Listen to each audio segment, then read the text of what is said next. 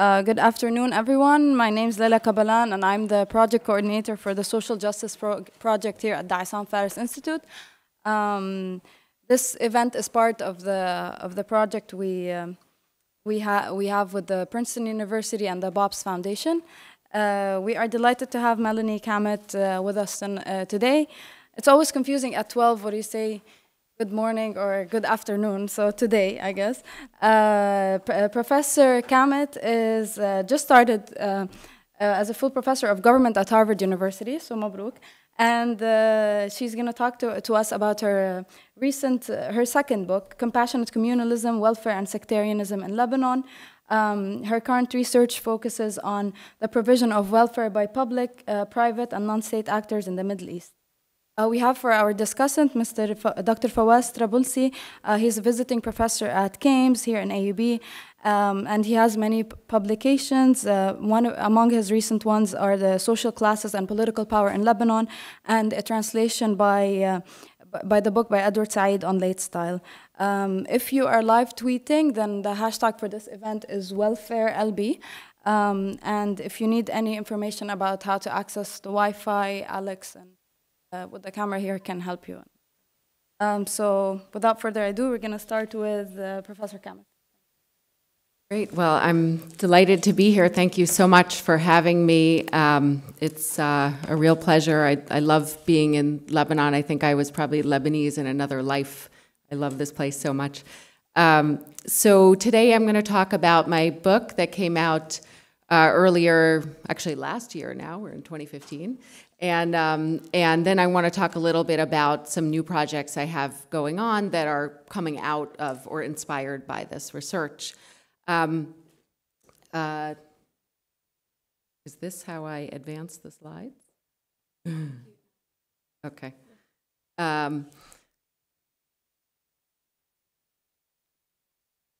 Great, thank you. Okay, great. So I want to talk a little just for 2 seconds about where I got the idea to work on this project.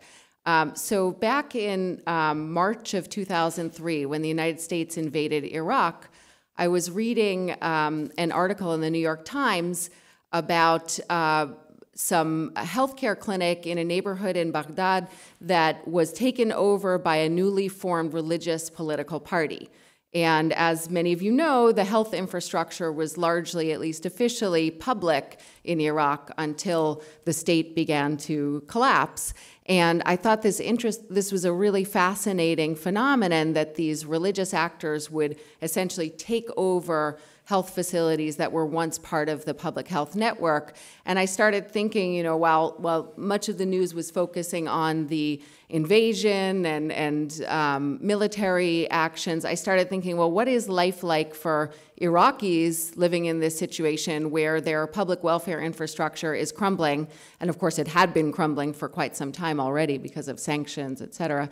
And so I started thinking about this phenomenon, and I had visited Lebanon and briefly noted and had read some other work that pointed to this phenomenon, that there was a lot of involvement by non-state actors of various types in the welfare regime in Lebanon. So I thought, this is an interesting phenomenon. What does this mean for people's access to social services? And I think even though people who work on the Middle East often say Lebanon is its own case, it's sort of sui generis, I think that's true and it's not true. There's a lot of things about Lebanon that are relevant, especially for this world historical moment when the public sector is declining in many places, certainly in the developing world, but elsewhere as well. And you have a lot of private for-profit and non-state actors of various stripes performing welfare functions, financing them, et cetera. So that's where I started thinking about this project. And more specifically, I started thinking about the linkages between welfare and sectarianism. Because if you think about it, both phenomena are fundamentally about boundary formation, about who's in and who's out, who benefits, who does not benefit, who has access, who does not have access. And sectarianism, of course, is about boundary formation and categorization. So there's an interesting intersection there, and many of you in this audience know this better than I do, that this phenomenon exists in this setting. So I came here first to do serious research in 2006. I'd done a few trips prior to that, and did a ton of interviews. And then started to really build the foundations of the project. And so ultimately what I ended up with in the book were questions about how parties, I focused ultimately on political parties that provide social services in Lebanon, how parties allocate social services, focusing on health, education, and material assistance. Why is it that some reach out more across communal lines to members of other religious groups, and why some tend to focus more exclusively on in-group members? Why is it that you'll see the same party varying its behavior over time? And why do we see, leaving aside the sect label, why do you see that within the sect some parties tend to allocate more benefits to really proven hardcore activists? And I want to, get something out there before I start talking, because I've given talks on this project before, and I think sometimes people misunderstand what I'm trying to argue and think that, sometimes people misunderstand and think that I'm reifying the category of sect, and that I think people identify solely by sect and that this is a rigid category. This is not at all what I'm trying to argue, and in fact, I'm actually making an argument to the opposite effect. And so I want to elaborate from the get-go some of my definitions and assumptions here. First of all, I'm a social scientist. We tend to reduce things, but the world is more nuanced. Of course, I recognize that. And so I want to emphasize at the outset that I do not think that the motivations behind the allocation of welfare here or in other contexts is solely driven by political considerations. I think that there are multiple considerations, and I've done a lot of interviews with providers, with beneficiaries, and so forth. I'll talk about that in a little bit, that make that very clear to me. So just because there is a political set of imperatives that may have an effect on the allocation of welfare benefits does not preclude other charitable or humanitarian motivations as well. And similarly, when we look at the side of beneficiaries, of ordinary people attempting to access social services, I am not trying to present them as sort of, political automatons who simply respond to party imperatives at all. In fact, I've, developed a lot of, I think, a nuanced picture of what motivates people, particularly through the qualitative components of this project. And the fact of the matter is, when people need help, they go to multiple providers, and they have to work hard. I mean, one of the things that came through in my interviews, I won't talk about it too much, but I'm happy to talk about it more if anyone has questions about it, is that this is exhausting for ordinary people and poor people, and sometimes humiliating to have to go seek services in multiple places and so forth.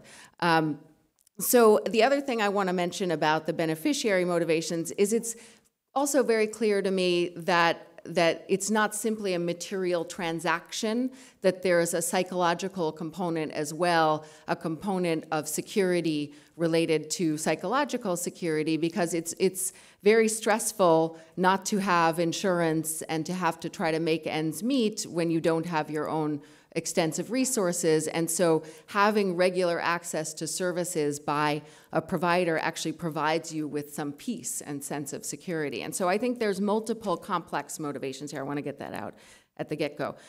So when I talk about sectarian identity, I'm drawing on a long lineage of constructivist work in the social sciences on ethnic and religious identity. Some of it, Kanchan Chandra at NYU has done quite a bit of work on this. It refers to sectarian identity, I'm thinking of it as ostensibly dissent-based, an ostensibly dissent-based attribute that is difficult to change. Even if you do not self-identify as a member of a given group, people may project that identity on you. But it is certainly not an exclusive or essential category, and people have multiple identities that matter simultaneously and in different settings. So what makes an organization or a party sectarian? There's a couple of definitions, and I think both actually apply here. One is the actions and words of the leadership and the symbols that they employ. And the other thing refers to the other component of it that is sometimes cited in work on religious or ethnic identity is the membership base. But I don't think the membership base is sufficient to describe a party as sectarian. You really have to look at the rhetoric and symbols and appeals and so forth. Finally, I want to reiterate that sectarian status is fluid, not just for an individual, but for an organization as well. And the same party may play up certain symbols and appeal in one setting, but speak differently in another setting. And I've often noticed talking to people here that, and I think this is quite obvious when we look at the recent history of the region, that sectarian identity is something that has not been present as a politically activated category for time immemorial. Really, this in the region, this alleged Sunni-Shia conflict is something that's come up in the last decade, really, and really heightened. This is not something that has defined group relations for time immemorial, especially in the context of conflict. So what are my arguments in this book about the allocation of social services? Again, I'm focusing on the political motivations, but there are multiple motivations. And so one of the core arguments I make is that the strategy that the political party adopts affects the way it allocates social services. So when the political party adopts what I've called, for lack of a better term, a state-centric strategy, mobilization strategy, it incentivizes the organization to provide more to members from other groups and also to people who are less hardcore activists for the party. Because you're trying to win elections in a state-centric strategy, and I'll talk about that more in a second. When you're not prioritizing elections but prioritizing other forms of political behavior, then there's less outgroup provision and more funneling of benefits to hardcore supporters who tend to be from the same group. And then there's a secondary argument that I look at in the book about the nature of political competition within the sect that's specific to places like Lebanon with power-sharing arrangements, which tend to incentivize political parties to become the dominant representative of their respective community. So when you are facing a lot of competition from other parties that want to also become the dominant representative of the group, then you get in an outbidding dynamic where you have to sort of prove that I am more X than the other party. I am a better representative of Christians, of Sunni, of Shia, whatever it might be, and therefore you have to prove this by favoring more members of the in-group. And I have interviews with political party strategists who basically said this straight out to me, that we've, that's what we have to do, whether we like it or not, we have to do that. And then when you're in a situation with less competition, you have more freedom and leeway to reach out beyond the group. With the allocation of benefits. So just quickly, I have a lot to say, so I think I'm going to be zipping through some of these slides, and if anyone has questions, we can come back to it. But these are just some of the kinds of actions associated with these two different political mobilization strategies. I mentioned the state-centric and the extra-state. So state-centric being more focused on participation in formal state institutional channels, especially electorally related institutional channels, and extra-state involving actions that are more focused outside of formal institutional channels and not participating in executive positions, at the extreme maintaining a militia force, et cetera. And these kinds of strategies call upon supporters to engage or to invest different levels of time and undertake different levels of risk. So you're calling upon a supporter, a core supporter, to do different things when you're engaging in these kinds of strategies. When you are engaging in a state-centric strategy focused on elections, your supporters don't need to spend as much time. They don't need to invest as much time Often the actions will be concentrated around electoral cycles, and there's less risk going to a poll to vote, driving other people to a poll to vote, that sort of thing.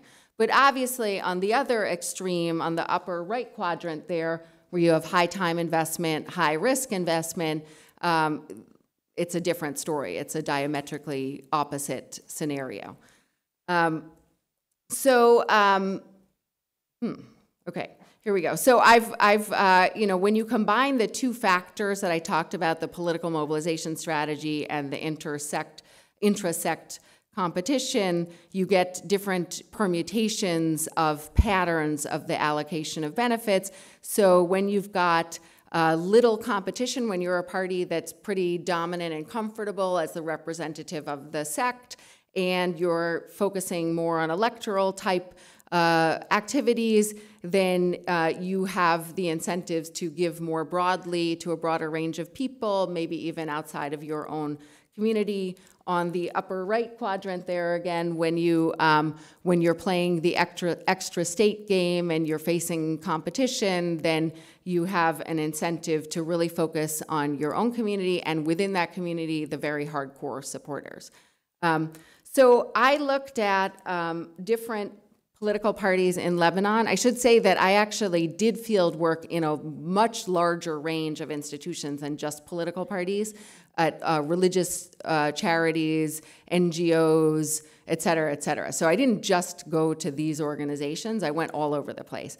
But in the book, I'm just focusing on political party strategies. And I think, I don't want to set up such a rigid dichotomy between these kinds of organizations. And I think in practice, when you go in the field, you see that, charities can sort of, there's a gray zone between charities and parties and NGOs and so forth. But I really focused on the institutions that are directly linked to parties and say so, and have or report to those parties and so forth, or wings of those parties.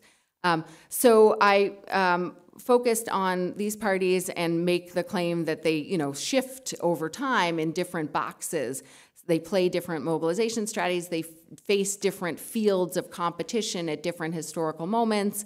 I should also mention that in the second to last chapter of the book, I go outside of Lebanon and do sort of mini case studies of two different organizations in other places. One is the BJP, the Hindu Nationalist Party in India. And for that, I mainly relied on newspaper reports and secondary sources. I also did some work on the Sadrist movement in Iraq. And for that, I have some original data that was collected by a research assistant in Baghdad. I think I'm going to skip over this slide for this crowd because I think you know about the political system and I think you know about the welfare regime.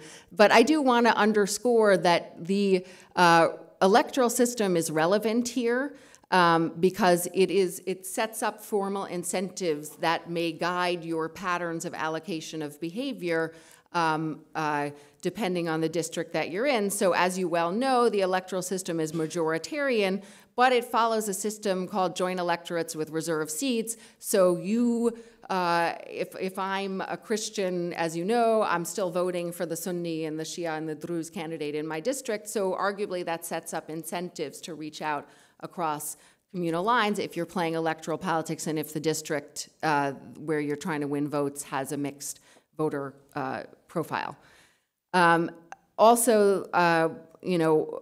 Lebanon is renowned for having lots of non-state social welfare, for not having a big state role in comparison with other countries in this region, which is so well known elsewhere for having a strong governmental role in the welfare regime, even if that role is crumbling, as I've alluded to previously. I'm going to skip over this. This slide simply shows the evolution. I have a number of descriptive slides on schools and clinics and so forth. Simply shows that public facilities have been roughly flat since the 70s, but there's been a real spike in private schools, especially the non-subsidized kind. So there's a real trend towards increasing privatization of education. You also see this in the health sector as well. So let me talk a little bit. I'm not going to have time to go into great detail, But let me talk a little bit about how I approached this question, because it was tough. Jumping down to the in-depth interviews, that's actually where I started. I did a number of interviews initially with someone coming with me and helping me quite a bit, and then continued on that process. And so in the end, I did about 175 interviews with providers, with ministry officials, with sort of local development consultants and so forth, and providers across, again, the full spectrum, party-based, charity, et cetera, et cetera. And then with a team of graduate students, largely AUB graduates who were fantastic, we did 135 interviews with quote-unquote ordinary people. These people are by no means ordinary, but they're not elites in these organizations, is what I'm trying to say. And they talked about their experiences either accessing or attempting to access social services from these and other types of organizations. So what I also did a lot of visits to the institutions, did some work with archival materials. Some of these parties have very interesting newsletters that date back decades describing their welfare activities that really helped a lot in some of the more qualitative chapters. But I want to focus as briefly as possible on two of the chapters in the book, Chapter 4, Chapter 5, which work more with quantitative data. And so the reason I undertook these two methods of data collection, which I'll talk about, is because I felt like I was getting a really good picture of what was going on from interviews. But the question is, how generalizable is that? Can we say there's something really going on? Because even 170 people, it's a lot of people. But I wanted to try to collect some data that would get at it from a different angle, so to triangulate, so to speak. And so I did some spatial analysis, and then I ran an original national survey here. And why did I do this? Because there are some spatial implications of the arguments about where these folks set up institutions. What kinds of communities are they setting up welfare institutions in? And what do they look like in terms of sectarian composition and so forth. And then there's also some individual or household level implications of the arguments related to the nature of political engagement and how it affects your access to social welfare. So I want to talk briefly about those two dimensions of the project. And so why this spatial analysis? So I'm using the spatial analysis, the GIS, the Geographic Information Systems analysis, as a measure of the targeting strategies of sectarian political parties. And I did not come up with this idea on my own. So this is why I think it's a valid measure. Lebanese people from across the spectrum told me to do this. So these 175 interviews, I kept hearing over and over and over again, just look at where they locate, look at where they locate. So at the time, I was a professor at Brown University, actually until quite recently, and we had just started at Brown a GIS initiative with training and everything. So I thought, well, this would be really interesting to try to get data on the locations of these places and map them vis-a-vis different demographic characteristics. And it also came through in the interviews that parties and people, citizens, interpreted where they locate as a measure of strategic choice.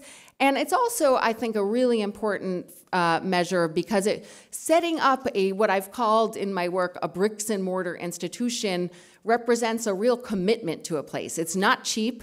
There's recurring costs. There's fixed costs. It's a big investment.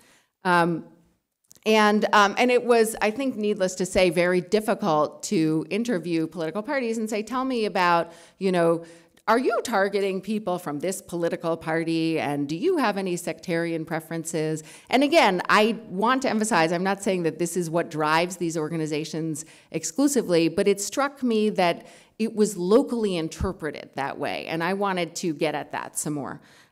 So let me just say a little bit about the structure of this spatial data. This will be familiar to some of you. So the first unit of analysis may not be familiar to some of you. There's 1,644 manta'a i'ariya in Lebanon, and that's roughly equivalent to what we would call in the United States a census tract.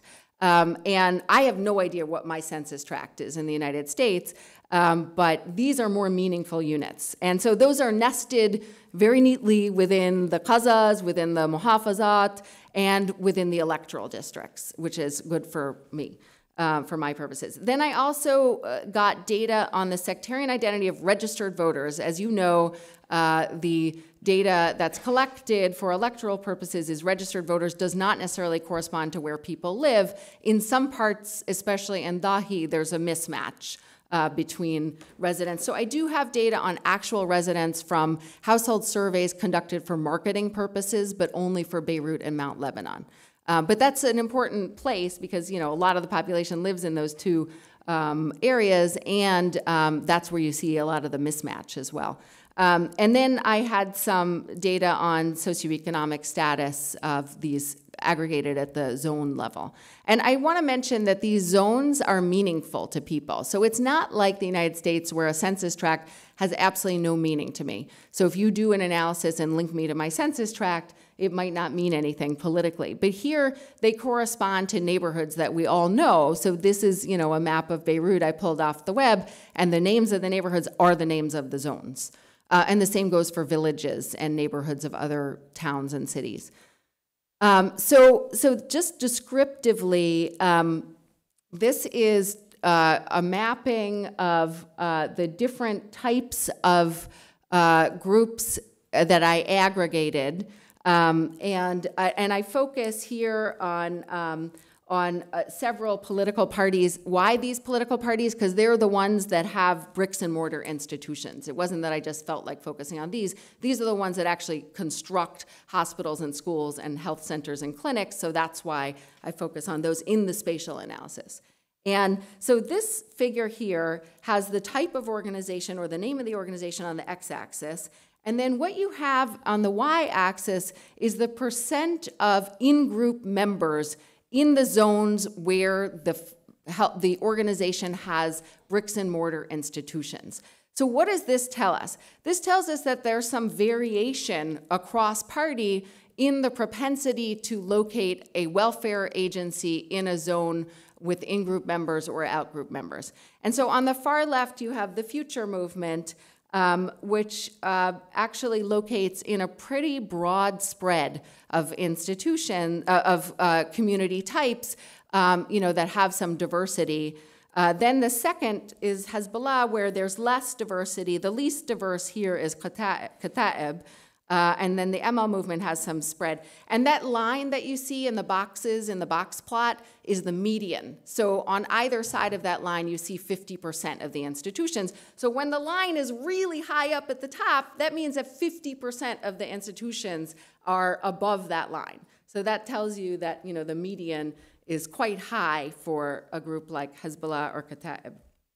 And so you might be thinking, well, I'm not surprised because there's also a demographic spread that varies across community types because Sunnis tend to live in more urban areas that are more fractionalized, that is more heterogeneous with members of different communities. So it may just be by chance that this is the way the chips fall, and so it's only because there's lots of other people near the Sunnis, that Future movement puts those institutions down, right? So then what I did was some statistical analyses to try to control for that, where I put in like percentage of different sects in the analyses. And I'm not claiming causality here whatsoever. I mean, these are partial correlations, but the dependent variable was the presence of a welfare agency linked to party X. And then the key independent variable that I looked at was fractionalization, the percentage of heterogeneity across sectarian endowments in the zones. And then I have a lot of control variables, some for the, not a lot, actually, some control variables, what I could get my hands on. And these control for sectarian endowments and other relevant features like population density and proxies for socioeconomic status. And I did this technique called seemingly unrelated regression because the data are pulled from the same units, zones, and so the errors would be correlated. So this technique allows you to adjust for that. and so forth. So I'm not going to go into the numbers. I'm happy to show this. It's all in the book, by the way, so you can check it out there. I should mention, I've written articles on this stuff before, but the book has, I think, more extensive analyses. So I'm sorry, it's not easily downloadable. But okay, so what I found, just summarizing briefly, is that Hezbollah has a negative association with mixed communities. So it tends not to locate in mixed communities. It also has a negative association with Sunni and Armenian communities after controlling for these various other variables. And it has a strong positive association with Shia communities. The future, I'm just focusing on these two right now for lack of time and because they have the largest number of institutions. And I also want to mention that I did the data collection between 2006 and 2008, so things have changed since then. And the future movement in some of my models had a positive, statistically significant association with mixed communities. In others, it wasn't statistically significant, but it remained positive, a strong positive association with Sunni areas. And when you do additional tests, you find that Hezbollah is less likely to establish welfare agencies in mixed areas than future, and so forth. And so that's a summary of the findings. I can go into more detail if someone's interested. Very quickly, I think I'm running out of time. I do want to mention some of the findings of this household survey, which I think are interesting, and I don't think I've fully developed in some of my publications. But here I did a household survey where the dependent variable was access to welfare. It includes food assistance, aid for medical care, aid for school fees, so money. So this is a different kind of welfare benefit. Before I was talking about high investment bricks and mortar establishments. Here I'm talking about highly mobile, short-term, kinds of benefits, okay? And, material benefits, mainly cash and food. And so I looked at the association between that outcome and variables like political activism and other factors. And I should just mention that welfare includes these things I just mentioned, the food assistance, aid for medical care, aid for school fees. It was measured on a 4-point scale. And there wasn't a lot of welfare being distributed, but 47% of people reported no welfare received, but you still see chunks of the sample getting something. And then my key variable of interest, or one of them, was this political activism index that I constructed out of different measures of political participation, voting for the whole list, partisan identification, not necessarily membership, but support for a party, since not too many people are actually members of a party, volunteering for a party, attending party meetings, and then the enumerators noted down whether there were visible displays of symbols, of party symbols at the person's residence where the interviews were conducted. And it mainly captures the political behavior related to state-centric mobilization, related to electoral politics. And I'm just going to summarize the main findings. I think there's some interesting things here. First of all, here I found an incredibly strong association between political activism and access to these short-term welfare benefits. And it increases when you increase levels of political activism. So the more politically active you are, the more you vote and shuttle people to the polls and display things and attend meetings, the more benefits you receive. What's interesting, I think, and this proves or supports the claim that sect is not necessarily about religion, it's about politics, is that the different models showed very unstable mixed results associating sectarian identification, religious identification with access to welfare. And one thing that's particularly interesting is before you put future movement support in the model, Sunnis are the strongest group associated with access to welfare. So you want to be a Sunni in some of those models if you want access to the cash or the financial assistance or whatever. As soon as you put a future movement support variable in the model, Sunni completely washes out. So it's not about your religious identification, it's about your political identification. you see consistent patterns across partisan lines. In general, future movement supporters had the strongest, most substantively important relationship with this kind of mobile benefit that's associated a lot with electoral politics and electoral cycles. And there were some questions about, did you get food during an election? Did you get a food basket during an election? Did you get cash? And some percentage of the sample actually said yes. I didn't do any of those fancy techniques. Maybe I'll do that in the future with the list experiments and all that actually get at this stuff through more sophisticated means, but still people were responding to these questions. The other thing that's interesting is that there's a huge literature in the social sciences linking more heterogeneous places to poorer welfare outcomes. I actually found more heterogeneous communities in Lebanon were associated with more access to welfare. And I think part of that might be stuff that was coming through my qualitative interviews, where people were saying it's great to live in the 2nd district of Beirut because all the parties are here and they're all fighting for our votes, and so we get lots of stuff. So anyway, just to sum that up, there is variation in household access to welfare. It suggests that there's distinct patterns of distribution across parties. These types of benefits focused on in the survey are really electoral oriented, and there's implications for different parties that prioritize different strategies being associated more with one kind of benefit or another.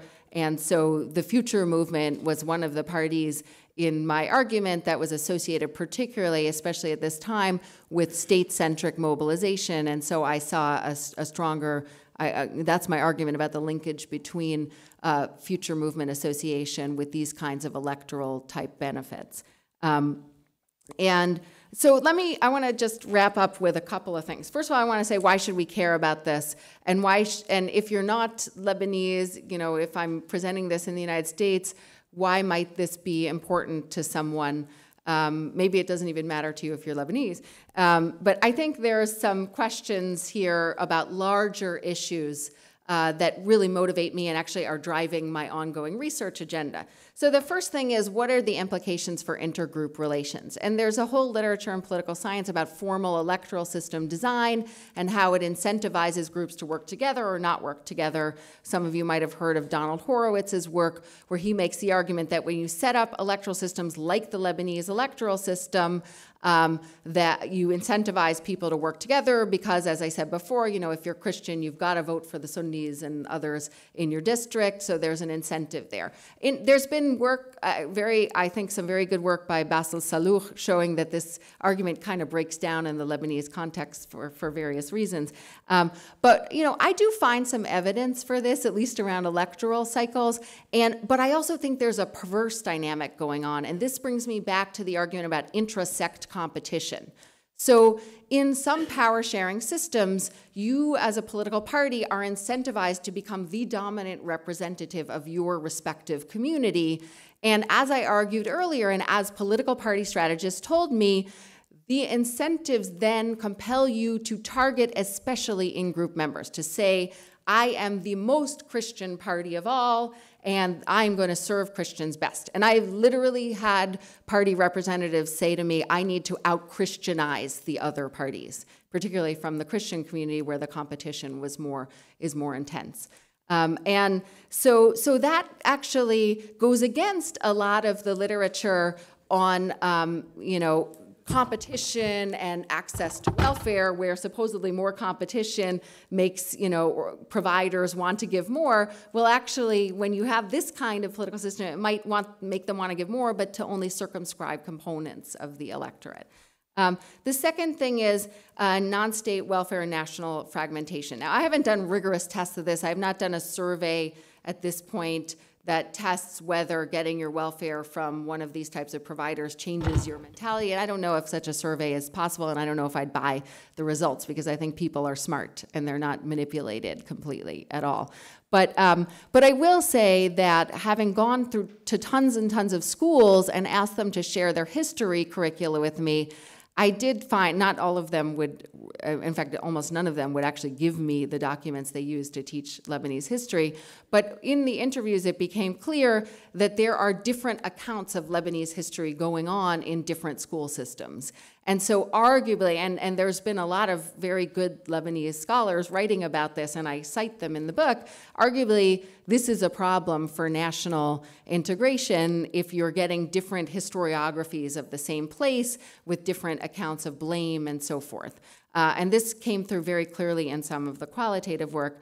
And then finally, when you look at public health literature on health and health access, much of the research focuses on, in this tradition of social determinants of health, on things like gender, socioeconomic status, that ethnicity, and so forth. And this suggests that in some contexts there may be another factor, another gradient of social inequality related to partisanship. And so I think that's an interesting factor to look at. So, so I want to just finish up by saying, you know, what this I don't want to continue working on the sort of politics of this stuff and the political parties, but it really, having gone to all these institutions, it got me excited about a number of different projects, and subsequently, during and after the research, I worked I did some extensive work with a colleague at Indiana University, Lauren Morris McLean, on the politics of non-state social welfare. So we've published some articles and a book about this, and it got me thinking about this phenomenon of non-state social welfare and what's at stake and what actually goes on inside of these facilities. Because something I completely didn't touch here is what is going on, what is, especially in the health facilities, most of my work now is focused on health-related projects, what is actually going on in terms of the quality of services. So, so I'm working on a project on governance and the quality of social service delivery, and I got this idea coming out of this work and applied for grants from my former university, Brown University, and from the Andrew Mellon Foundation to support this work. And so I'm looking at variation in the quality of primary health care across different types of providers in Lebanon, public, private, non-state providers. What kinds of non-technical or non-medical factors affect the quality of primary health care services? And is there something about the organization or the mission that affects the quality? So I'm looking at an array of questions that, broadly speaking, fall under these kinds of issues. And I've done a pilot survey here in Lebanon. Actually, it's multiple surveys where I designed with input from a guy who's done a lot of work on this, Jishnu Das, a variety of instruments to get at this at the health facility level, surveys with chief medical officers, medical vignettes administered to doctors, direct observation of examinations, and patient exit surveys. And so the data's come in, and so I'll be working on that. And I think there's a lot, you know, this is sort of taking me in a new direction about the nature of governance and its effects on welfare regimes. And I'm working on other projects, not just in Lebanon, but also in Jordan and Morocco on this. And so what are the governance-related factors that shape welfare regimes and the quality of services? And how does this affect the relationships between providers and citizens? And I think there's some potential policy contributions here about the factors that affect the quality of care and ways to maximize access to higher quality care. So, so I will stop there, and thank you for your attention.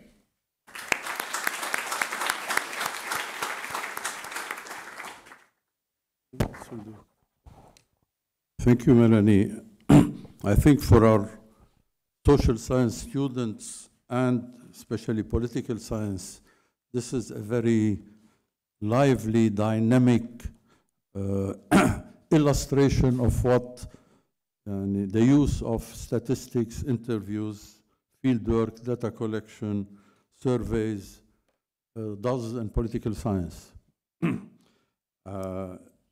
Leaves me to say my admiration, especially that I've followed Melanie's work from the beginning, if I'm not wrong, intermittently.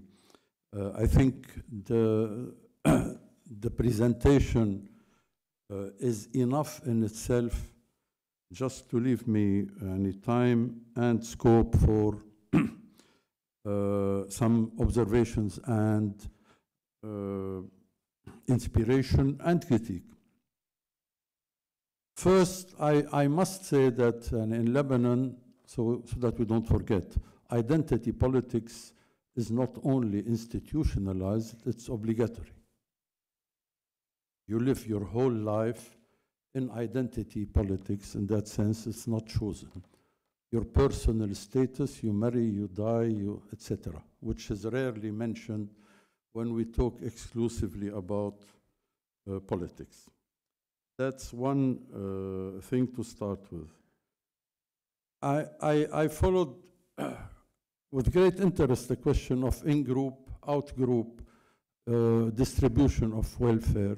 But I mean, without being rash, but I should say, many Lebanese know this.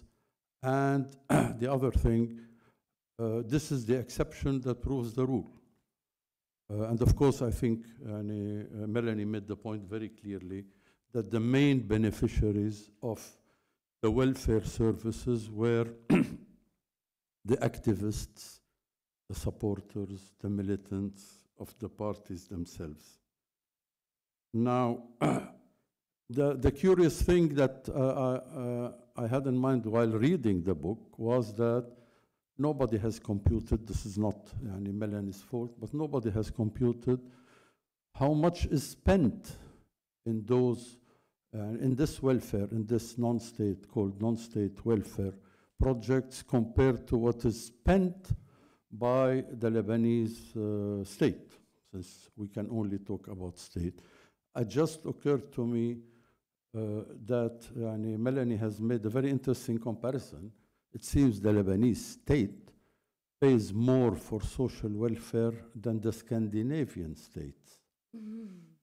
So the big question is that state really not intervening in the social and the economic, or is somebody taking those things? I mean, what's the difference between what is spent and what reaches of state welfare? Not to forget that that makes welfare politics, party welfare politics, a bit relative concerning the dispensation of health, education, etc. Now, the other thing, I still think that Melani accepts the idea that the Lebanese are mainly, not even in politics, but mainly sectarian groups, which means no other form of hierarchy. The fact that the Lebanese have other identities doesn't change the fact that in this study, the other identities, including class differentiations, do not exist. So we don't know much about the beneficiaries except as receivers of services rather than what social status they are in. Now, the other thing concerns the weak state and the fact that the Lebanese state does not intervene enough in the economy. I think we have proofs that it intervenes a lot one way. The other is that this has always been a justification for non-state welfare, non-state activities, the fact that the Lebanese state does not intervene enough in this field. I think the Lebanese state, if you look at it in another light, intervenes a lot in socio-economic policies, but not in the sense of social distribution from up down. It intervenes, if you want, in its legislations, in the people who control that state, in social redistribution from down up. Examples, the tax system. Examples, the subsidies that the Lebanese government pays to private schools, which are called in Lebanon majaniye, free schools. Example, the huge subsidies that the Lebanese state provides for hospitals, for private hospitals, not to speak of the fact that the structure of the Lebanese economy favors, first, the banking system, second, the real estate. Third, the import trade, which means no contribution to defending local production. We produce for exportation. Bizarre things like the fact that the central government, the central bank, lends banks millions, private banks of course, billions of pounds at the rate of 1% interest for real estate helping people to buy. And the banks simply charge you 4%. Isn't that state intervention in the economy? And to whose benefit is it? At least I meant to reintroduce this idea current about the non-intervention of the state, to emphasize that in Lebanon and elsewhere, the state, especially under neoliberalism, the state intervenes a lot in social distribution and in the economy. Of course, one good example, not exception, but one Lebanese peculiarity is that the Lebanese state was initially a liberal economic state from independence. So what we have done is we have moved from liberalism to neoliberalism, liberalism of the pre-war period to neoliberalism of the post-war period. That's, I think, interesting to emphasize. Another point which Melani points out is, even as a conclusion, is that welfare is for political purposes and not charitable purposes. Now, this was also, this is also very current to say that religion is politics, sects are politics, and not just charity.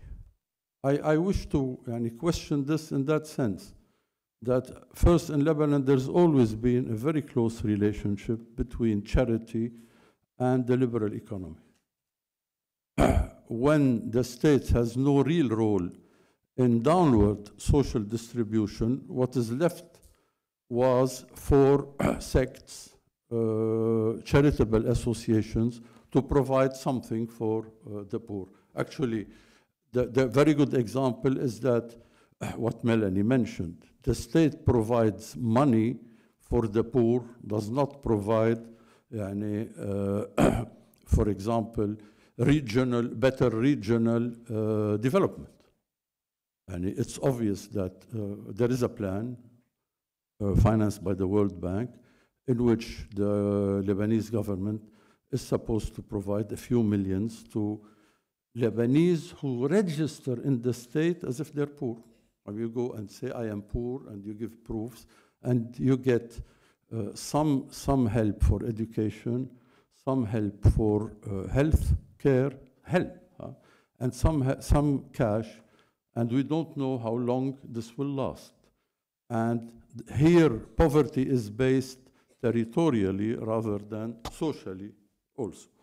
So I would make the point that there is no big difference, as far as I'm concerned, because between this welfare and what is called philanthropy, which is one of the mainstays of a neoliberal economy. Now, patronage and elections. I think this is an interesting aspect of post-war Lebanese politics. In that sense, I wish to make the question, can we still talk about patronage and clientelism in post-war Lebanon? I think we're using old concepts for new realities. First, the Za'im is no more. Clientelism is based on personalized services provided by a landed boss to a public in return for mainly political loyalty in elections. This needs to be qualified in more than one way. Most of our politicians are businessmen and partymen. The proof is now we can talk about a country ruled by parties. We don't like them, they are sectarian, that's not the issue. Those are organizations that rule the country. And those organizations have a high concentration of businessmen or else very closely tied to the world of business. Yani take examples, Walid Jumblat, Nabih Berri, the Hariris, Miati, etc. The old landed Zaim is no more. Even the ex-landed families are now warlords. Ranjiye, Jumblat, what have you. So let's talk about those. So what we're talking about now about party politics, which does not depend heavily on people's votes. Actually, if we're talking about the last 10 years, elections have become also a question of sectarian sharing, which you decide beforehand. You either agree on what kind of electoral system the seven main Lebanese presidents, or else you defer elections. Very simple. There's no time for elections. We can't agree on an electoral law, so we don't have elections. And we renew the mandate of the parliament. So here I want to add one other function which was not mentioned, but it's worth mentioning, is that in addition to providing welfare services, parties are job creating. You are. I mean, not in the sense that they give you jobs in the administration. This is not the issue. The issue is that those welfare institutions employ tens of thousands of people. And if the statistics, the number for Hezbollah is 32,000, not counting the military, we're talking about social phenomena, about something serious. So I wish to remind that initially that relationship between patron and client was uneven. You give him your vote, he makes money out of political power. Now it's even more uneven. And that's something we forget about. This is not an equal exchange. It never was. Whereas it appears in patronage theories as if it is a relationship of patronage, a fatherly, a paternal relationship. It's not. It's become more and more one contractual relationship in return for minimum services, whether they are in the administration or in welfare. People are allowed control over state power and what it entails in economic projects and profits. That's one. Second, and the huge profits and rents are derived from political power to the extent that we can talk about a mafian economy in the strict sense, not in the film sense. Anyway, the other thing, once you have such a wide public of receivers of welfare, I think their sensitivity to that famous invention of neoliberalism, which is called corruption, becomes a bit blunted. Because the first thing your reaction would be, why him and not everybody else? Why Mr. So-and-so is corrupt? What about the others? So this game has allowed corruption to be highly prolific in Lebanese politics and society. Last but not least, I think we forget about the fact that charity, which is what the real name of it, welfare, charity, passionate communalism, is becoming, has always been in a sense, an alternative to citizens' rights, to social rights. Now you should thank Mr. So-and-so because your wife or your mother went to some center geographically located, but you don't have the right to this. Somebody is giving you a favor. I mean, take one example, which is serious. Those people control our lives. if you need a heart surgery, you need to go and get a special permission from the minister. You do it as a simple administrative procedure in any other country. So this is just to emphasize the fact that actually the last part of Melani's the conclusions are interesting in the sense that they're a little bit critical of the first parts. But with this, in the sense that parties are inhibiting a unified educational curriculum, parties are sectarianism is inhibiting the progress of healthcare. But what about business? What about the conscious attempt to demolish the SSNF, the Social Security, Social and Health Security? What about the conscious attempts to weaken the Lebanese university? What about, and that's state policy, this is the state. What about the Lebanese state in the last 10 years producing 42 private universities? That's not only sectarian politics. That is neoliberalism, globalization, big business, oligarchy, whatever it is. So I think once you accept to abstract politics from charity and sectarianism from the social structure of the society, I think you disregard the main factors that account first for this very bizarre kind of social welfare, where the state spends that much money that we are better provided than Scandinavian states, with the worst results compared to Costa Rica. Those are statistics. And on the other hand, definitely, social distribution by the state is being reduced, no doubt, and the state is becoming at the service of the private sector in all those fields where the public interest should be taken more and more into consideration. Thank you.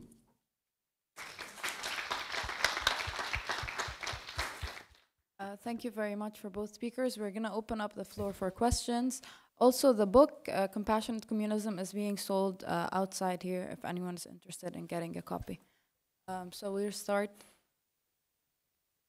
Thank you for the very interesting presentations. I'm very interested in the topic. However, I want to ask that it's true we have seen that sectarianism within the 18 sects that are in Lebanon, they were taken politically to segregate and play a negative role into the division of the Lebanese population that's still having certain of a Cold War in Lebanon. However, Nelson Mandela always said that diversity should be seen as a plus and not as something that groups us. And if we can always gather the common things that are among us, we can always enhance citizenship, nationalism, and building a state that is based on welfare, good governance, and definitely a system of checks and balances and rule of law. Did the study show that if we take the current system that is there, it is definitely based on welfare, based on political parties and the division of and enhancing the sectarianism, can we see certain opportunities where we can build on the current welfare system to enhance nationalism and a system based on more human rights that are equitable to everyone based on humanity? And if I may ask another question, did the study show primarily that these institutions were done because of a political strategy to enhance the affiliation of the people to them, or primarily as the need to have humanitarian support because of the weak state and the absence of it? What did it show as a primary? Why these institutions were founded at the primary place? Thank you. Good morning, Professor Cammett. It's so wonderful to see you in Beirut. You don't know, but you kept me company during a lot of PhD writing nights. So I'm very familiar with your work, and I think that this is fascinating. As a Lebanese, I can't help but be embarrassed and frustrated by the results. It is no wonder that we're surrounded by countries that are undergoing either reform or revolution, and yet Lebanese citizens are sort of stuck in this system because of political economy and welfare and the weak state. And I wanted to ask, or go back to your slide on competition, because I feel that political competition, the way you framed it, might be the secret mystery of getting out of the system. You mean in the beginning? Yeah, I thought maybe you mean that if you increase competition, or if there is an increased incentive for competition, then political parties or welfare providers will have to provide or cater to a nation. And so I wonder then whether you think that maybe power sharing is not a bad thing in the Horowitz sense that it can encourage intra-group competition, but maybe sectarian power sharing is a very perverse form that will always weaken the state at the expense of non-state actors providing, and then, as Professor Fawaz said, we are obligated, not by choice, to stay in this from cradle to grave. Until we get rid of it. How? Thank you. Any more questions? Thank you very much for this great presentation. Just a small, something that is striking with your, you talked about 47% not receiving.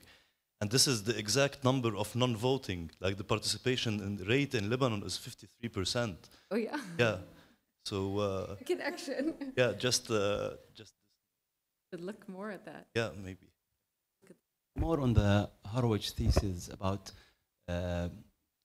majoritarian systems in a district that has mixed communities encourages intergroup relationships, and how can this be tested through welfare providing? Because if you take the Lebanese situation, you can say that, for example, the mixing between Shiites and Christians in certain areas managed to create some kind of harmonization, be it even sometimes forced one. You say, for example, Awnis and Hezbollah. At the welfare level, there has been some kind of division of territories. So the welfare provided by the Shiite provided by Hezbollah, and welfare provided by the Christian provided by Christian parties. So there's a kind of turf when it comes to welfare distribution doesn't match the political groupings. The Horowitz thesis might be true when it comes to the need to get closer politically, but not when you distribute welfare, because each party, sectarian party, would want to maintain its relationship through welfare to its own communities. So Christians in Dahi will not go to health providers that are run by Hezbollah, but will go to their own one. But at the political level, they will have some level of closeness. Yeah, or in Ba'abda in general. Ba'abda, there are some in the further districts. So, but in that sense, it's not a test. The welfare distribution might not be a test. If you take, for example, Jubail, you might find that there is also the same phenomenon in Jubail going on. But if there is a health provider for the Shiite, Jubail will be Hezbollah, and for the Christian will be the other Christian parties. But that will not rule out collaboration at the political level for pure electoral reason, and also for a political discourse that might cater for the other communities' sensibilities. So that's. So thank you for these questions and comments. There seems to be a theme among some of the group about, okay, now we have this, how do we get rid of it? So I hear that in some of the comments and questions. And actually, I was thinking about that. I mean, obviously, every time we do work, no matter how much we put on our white lab coats and look like social scientists, we have normative principles underlying our work, and I have my own. And so one of the things I turned to in the conclusion of the chapter is thinking about what does this mean for all the kinds of things we talked about. I think actually Fawaz did a better job of raising some of the issues than I did. Some of them I go into in the conclusion. And part of what I wanted to get at was, how can you undo this system? That's what I was interested in. And I mean, I think it's tough. And so this speaks to some of the questions about, can you build on the current system to change it? And is it always, and what's the relationship between power sharing and this kind of set of arrangements? And so, I mean, one of the things I was thinking about was what I was finding in Lebanon, also what the literature on clientelism says in the social sciences. Unfortunately, the literature seems to say you need inclusive economic development to get rid of clientelism. So I think this speaks to Fawaz's larger points about, this is all playing out in a larger political economy, which is associated with a particular trajectory of economic development that's not favorable to development that empowers people and so forth. Because actually, I think it's absolutely spot on that I don't sufficiently emphasize class in the book. However, it is in there in ways that I don't, necessarily play up. I mean, statistically, it's in there in that I measure that in various ways in the analyses in terms of household asset ownership and self-reported this, that, and the other thing. And definitely there is sometimes an association with socioeconomic need and access to benefits, but it doesn't wipe out the political effects. So, or sometimes it disappears when the political effects come into play. So class matters, and I should say that the people that are going to these places are not people that can opt out of the system. So in some ways it is all about class in that clientelism and sectarian clientelism seems to be a system that traps people who can't afford to opt out of it, which unfortunately is becoming more and more people. And so I think, on some macro level, the answer to the question, as far as I can tell, and it may be lack of imagination, is a different political economy, a different development strategy.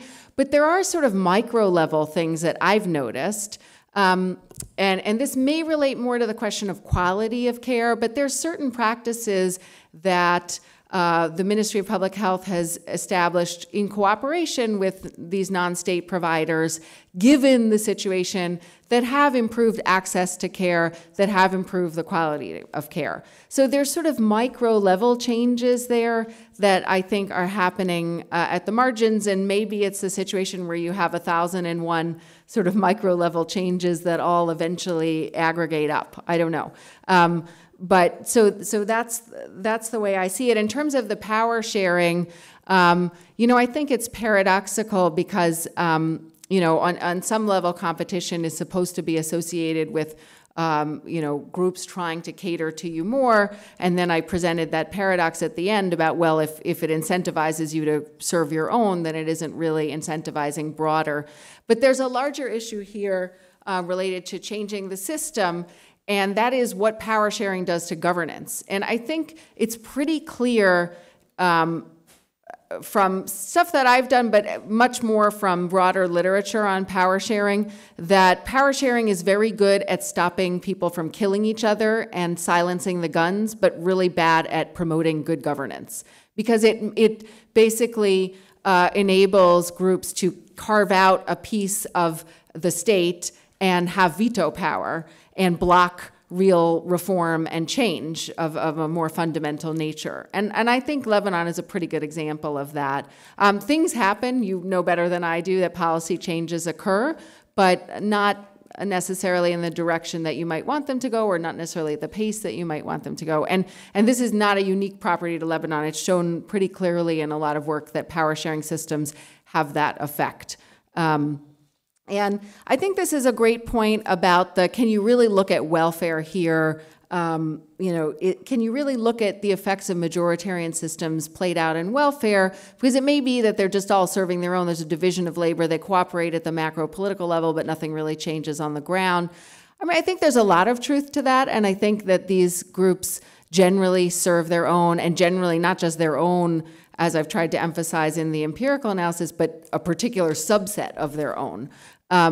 But I think that there's some evidence that I can't really show, or haven't actually tried to show statistically with this data, that with the very short-term quick benefits associated around electoral times, that there is some cross-group distribution. And I certainly heard it in interviews. I've certainly seen it with the non-elite interviews and the elite. I mean, the elite interviews are tough because, you know, everybody says we serve everyone, right? But certainly in the non-elite interviews, I've seen it. And so I think there's some of that. I've also around disaster times, like around the 2006 war, there's some, I wrote a little bit about this in the book, about aid going across communal lines, like from Hezbollah to Christian groups in certain areas and so forth. So I think there's some of it. I don't think there's, you know, this, you know, comprehensive set of continuous benefits that we would see going across communal lines. And so actually what I've tried to do in the work is sort of disaggregate welfare into short-term one-shot types of benefits and longer-term, more iterated, continuous types. And so there, especially, I don't think you would see that kind of thing. To know more about the economic sustainability of this system, it's very difficult to get figures, but I would be really interested to know what is the source of this funding, foreign assistance, private donations, and so on, and how does in the volume of state-subsidized charities or welfare versus non-state welfare and so on, is there really no way of finding out how much is actually dispersed to which population and or on which services and so on? Thank you, Melani. I don't want to push very far away from the context of the book and the content of the book. Of course, it's about Lebanese, but I couldn't frankly resist the feeling of looking your concepts on different contexts. What's going on now in Syria? I'm working now on health systems inside Syria and looking for what different systems that are existing there with this shrinking of the regime to some part of Syria. So what's going on in the other part?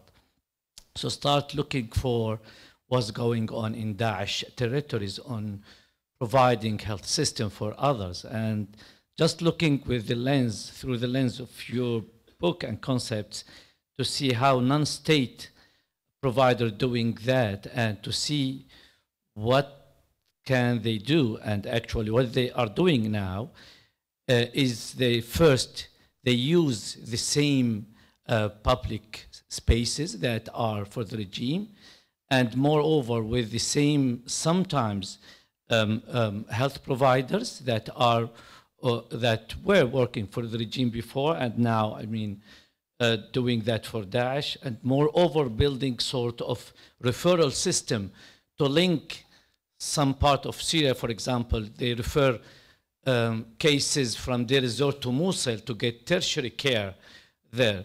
So with that issue of dynamic, that of course that's what we know about, you know, Daesh is only that's in the media, but with having this, you know, occupying spaces now in terms of social spaces, welfare, and that means, hopefully not, but one day that will be kind of reality when going to negotiate all that.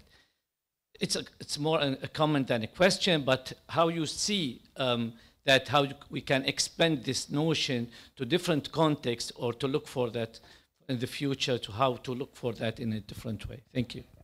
Hi, I was wondering if your research sheds light on the effect of the more liquid form of welfare that the sectarian parties are giving, and the impact on family organization, and if they were restricting welfare, direct welfare from certain types of family in order to initiate or send incentive to start forming more like families that reflect maybe Catholic values for the Catholic parties, or Shia values, family values for Shia parties, or not. Thank you. Thank you both for your presentations. I noticed something in common, that you both divided into two periods. For example, when you had the table about the parties and where they located, and when you were talking about the economy, like the pre-war and the post-war. So I would be interested in knowing, how was welfare distributed in the pre-war period? Was it more equal? Was it more fair? And was the government more involved? I believe it was. And what was the role of the parties before, and how it developed, during and after the war? Thank you. So I don't have an answer for you. I wish I did. I tried. Can you imagine? Would you please give me your budget? I mean, I did. I asked that, but you can imagine the answer. But I did ask about funding sources. It's probably nothing that you don't know already and wouldn't surprise you. I mean, I do cite some numbers that I found from just web searches on U.S. intelligence estimates. Who knows where I don't know where they get their data from. But I absolutely could not get reliable data on this stuff. And the answers I got about generic categories of support were certainly foreign governments, Iran, Hezbollah, Saudi Arabia, Future, and other groups. I don't have numbers attached to those. I have gone and seen the boxes of donations in the street and gone to places where it's tallied up and seen that there are indeed I'm trying to remember the El Emdad, that there are indeed donations being donated and collected, and this is not a myth. There's a lot of people that donate there. There's also foreign private donations for sure, and business interests, but beyond that, I don't know. So I don't have good information on that. I would like to, not because I'm trying to snoop, but I think it really it's an important factor here. Resources matter, but clearly some organizations we know are better resources / better resourced / were better resourced. I've noticed that since I've done my research, there's been some shifting in the field of which groups have resources and which groups don't. So there's definitely some changes in the number of institutions that some of these groups operate, for example. But I think the state question is really important, one that I play up in the chapter on the Lebanese welfare regime, which is that for those who are not very familiar with the welfare regime, we think, oh, the state is absent, the state is absent. Actually, it's not absent. In the health sector, it's a huge source of financing. Many of you know this. I mean, the public health specialists know this better than I do. It's massive for the hospitalization programs and for the drug programs, for the medication programs. And some of the work I've been doing the last couple of weeks in interviews has just underscored that, especially for the medication programs. But the hospitalization program is a huge drain on the budget because of the guarantee that the state will pay, and that's politicized. I've actually witnessed this. I won't name names, but I've been in party welfare agencies and watched while the party reps made the phone calls to the Ministry of Health and all that to get the beds at the hospitals and so forth. So it's definitely politicized, and it's definitely a big drain on the budget. And this is well documented.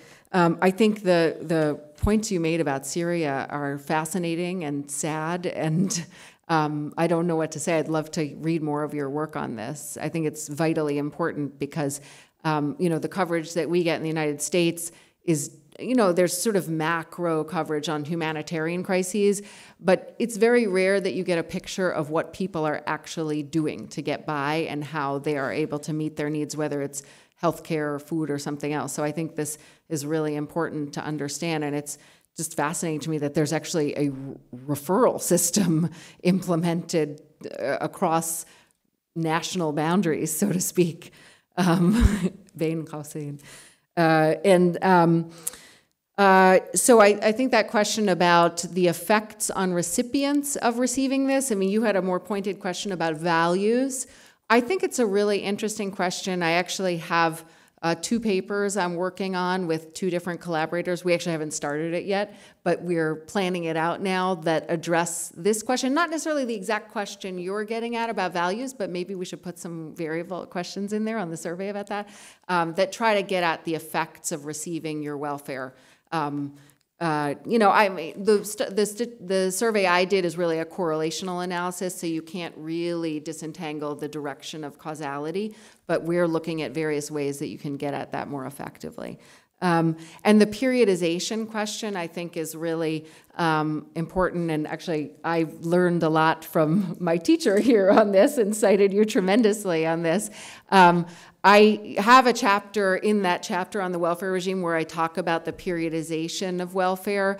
And as far as I can tell, and reading your book on Shahab, your book on Lebanon and learning more about the Shahab period and other work on the Shahabist period, that's clearly sort of the heyday as far as I can tell, and it's all kind of been dismantled in various ways since then. And war, of course, is a great dismantler of public welfare infrastructure. And so most of the sources I relied on for that component of the book were either secondary sources or interviews. I did interview quite a bit people who ran the health networks, like, for example, the Lebanese forces had quite a robust health network, and I've interviewed those people about what they were doing during wartime and how they're resuscitating it now. And so those are, important historical legacies because they, have institutional frames and structures to run a welfare network. And some of those archival sources I mentioned are really interesting. A number of these parties published pamphlets and newsletters that go back decades and actually describe some of the welfare activities. But I do see a break in the pre-war and then declining before the outbreak of the 1975 war, and then the transition from militias into parties and welfare providers that occurred for some of these organizations. And then others arose. May I add a few things? First, concerning this question of to what extent the welfare of the parties on sectarian lines help more coexistence. I think, and that's related to pre-war and post-war. In the post-war period, the way you gain allegiance as a party, the role of providing services is much less than it was before. Because now, first you rely on religious mobilization. Sectarianism before the war was secular, if you want, was tribal. Now you're talking about religious symbolism and religious mobilization. To give you an example, and the discussions, negotiations between Hezbollah and the future movement have been stuck on one issue concerning posters and pictures which are deemed to be offensive to one or the other. I don't subscribe to culturalism. That should give you an idea about the religious dimension. Whether whom do you mention, whether you curse the four Rashidi Imams, what have you. But that's important. But the other form is military. I mean, those parties are ex-militias. The type of organization we're talking about, those are not electoral parties. That's why I think one should be cautious about, just projecting Western parliamentary systems on the Lebanese system. It's no more the typical power sharing. Now it's more based on 7 individuals who decide whether they can agree on one thing. If they don't agree, full stop. I mean, you get surprises that suddenly you have 142 government jobs filled. It's because they agreed about what you call a basket employment, or else you cannot. I mean, you'll never hear about it that there was one director general who was appointed, because it doesn't work like that anymore. That's one thing. Now I want to talk a bit about family income, which are very bizarre, because they are exactly, and they're typically neoliberal. You judge, you gauge family income through family consumption, the market. That's the first thing. The second, so it means in those statistics on which I've worked extensively, don't tell you where where income comes, don't tell you the nature of the income, and doesn't tell you the different forms of income. The other very strange thing is that also, according to international norms, they follow very closely the idea that you study poverty, but you don't study wealth.